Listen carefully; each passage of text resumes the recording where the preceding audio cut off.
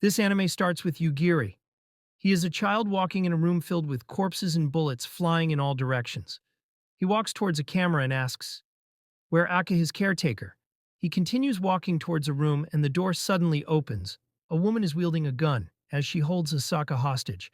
Asaka asks the woman what she wants, but the woman tells her to shut up. Yogiri happily runs inside the room. Happy to find Asaka, the woman tells Yogiri to not move, otherwise she will blast the Asaka brain out. Asaka complains about being hurt, and in the next second something happens.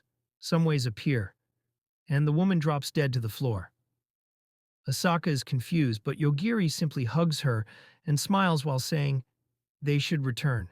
Suddenly, an older Yogiri is awoken from his sleep by his classmate Tomo Chika, who seems to be in a panic. He opens his eyes, asking who she is, but quickly remembers. She's the girl with a weird name. He remembers that before taking a nap, they were on a class trip and asked if they already arrived. However, Tomo Chika replies they haven't, and tells him to wake up and see what's going on. Yogiri looks around and sees several of his classmates lifelessly and they're full of sauce. He notices that one of them is pierced by something strange and asks what it is. He decides to look outside the bus and notices something wrapping around it. He thinks it could be a giant snake or a lizard to figure it out. He grabs a random mic on the floor and throws it against the pier. Guy, turns out the dead cannot fight you back. But the thing that pierced him starts moving. Yogiri returns its attention outside the bus again and realizes that thing is a huge wyvern. The monster flies up and decides to charge at the bus while preparing to breathe fire. Suddenly, Tomo Chika hugs him in despair. That moment where wires Yugiri's brain, the sensation of a plot-filled girl holding on to his arm, changes his mind. He focuses his mind on opening a door and says one word, "Die." In the next second, the wyvern suddenly collapses onto the floor. Yogiri tells Tomo Chika that they're safe, but she's confused and asks about what's going on. Yogiri pulls out his console, while telling her to calm down and tell him what happened. He started playing a video game, but she got mad, mentioning this was not the time to play games after watching him play for a bit. She simply tells him that he's trash in video games and starts giving him tips, but she quickly realizes about their situation and tells it's not the time. He asks if she's feeling better, and she confirms. He tells her to start explaining how they got into this situation. Tomo Chika reveals their bus was driving casually through the night. However, after passing past the tunnel, they found themselves in this strange field. Everyone was confused, and she even asked her friend if the outside was always like that. However, her friend couldn't answer. Suddenly, a girl entered the bus and greeted everyone inside. She introduced herself as Shion, the granddaughter of the great sage. Their teacher got up to complain, but the girl simply popped his head right away. The girl then acted like nothing, telling the kids to calm down and pay attention, without doing anything stupid. Everyone froze in shock as the girl told them not to annoy her. Otherwise, everyone would meet the same fate. She explains to them that her power level is 530,000. She then pops up the driver's head, mentioning that was a joke, and she expected them to laugh. She knows this isn't unfair, but that's how it works in a different world. She decides to then explain this whole thing to the students. She summoned everyone here because she's looking for sage candidates. She reveals this world is ruled by sages, and their numbers are quite low, therefore she summoned them as a way to get new personnel. She points out her hand forward. While casting some magic, Tomo Chika thought everyone was going to get blasted and closed her eyes, but when she opened, she saw several students glowing. However, she was one of the few who didn't glow.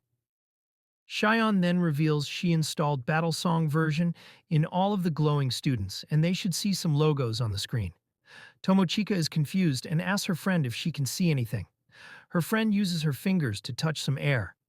Explaining she sees some colorful letters saying status. Shion then reveals this system can only be used in this world and is called the Gift, and everyone must use it to try and become sages within the next month. Tomo Chika raises her hand to ask a question. She claims that she didn't glow or see any of the logos. Shion simply replies that some people are not compatible and that she should deal with it. Tomo Chika gets shocked, especially when Shion reveals that if nobody becomes a sage, they will all become livestock to produce magical energy. Shion then explains their first mission will start in an hour and they should try to not get wiped out right away. She then walks away and Tomo Chika sits down, revealing that she doesn't understand, and her friend mentions there are some details regarding their mission. On their screen, turns out their job is to escape from the incoming dragon Tomo. Chika doesn't believe something like that exists. However, Yazaki, one of the guys, tries to act like a leader. He claims they should try to clear the mission, and how they all need to work together, and for that reason they need to talk about their strengths and weakness. Everyone writes their name and stats on pieces of paper, but Tomochika, realizing that there are 4 students, including her, who didn't glow. However, one of them is Yuri, who's sleeping, cause who cares? They all complain about his carefree, sleepy time until they notice everyone else stepping outside the bus. They also decide to go outside, but Tomochika stays behind to wake Yuri up.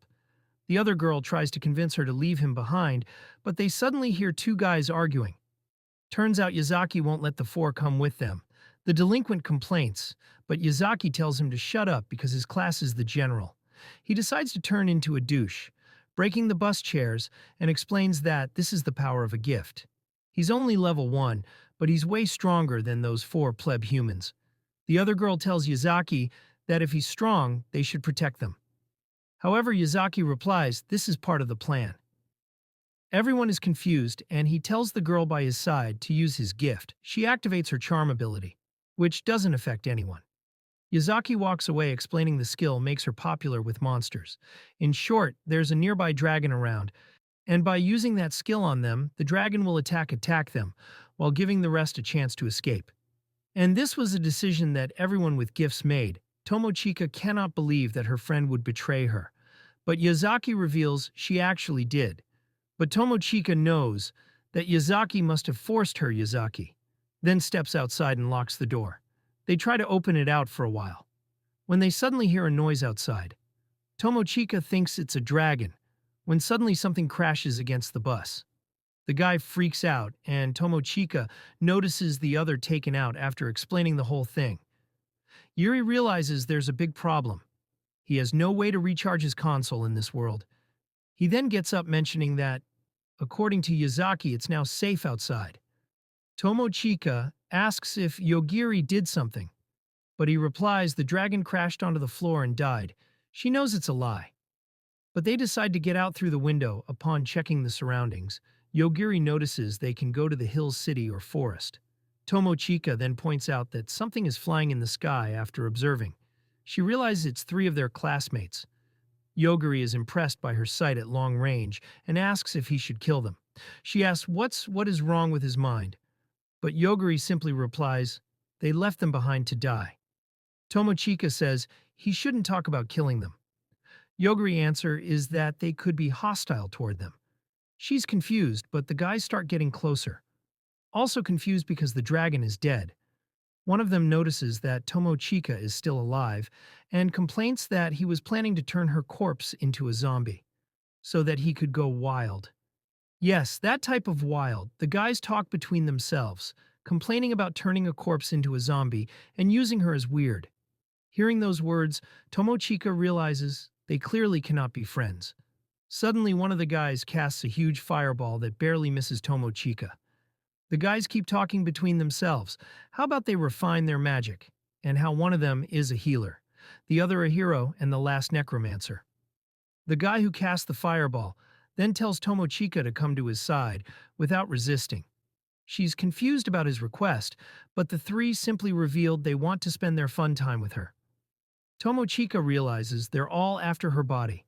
Yogiri is impressed that she has the guts to say that in that situation, the necromancer guy complains she and Yogiri seem too close, but Yogiri simply says he will manage even the conversation. He points at the fireball guy and tells him to die. The other 2 laugh it out but get shocked to see the guy randomly hug the floor.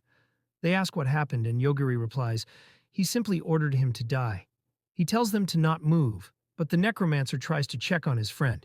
Yogiri tells him to die as well, only Fatso remains, and Yogiri says that if he moves he will die. Yogiri promises to explain his ability and tells Fatso to check if the other 2 are truly dead. Fatso complies and uses his healing ability, mentioning he can cure anything in an instant. However, his friends don't move. Tomochika realizes that Yogiri is the one who killed the dragon, but he simply didn't want to explain what happened.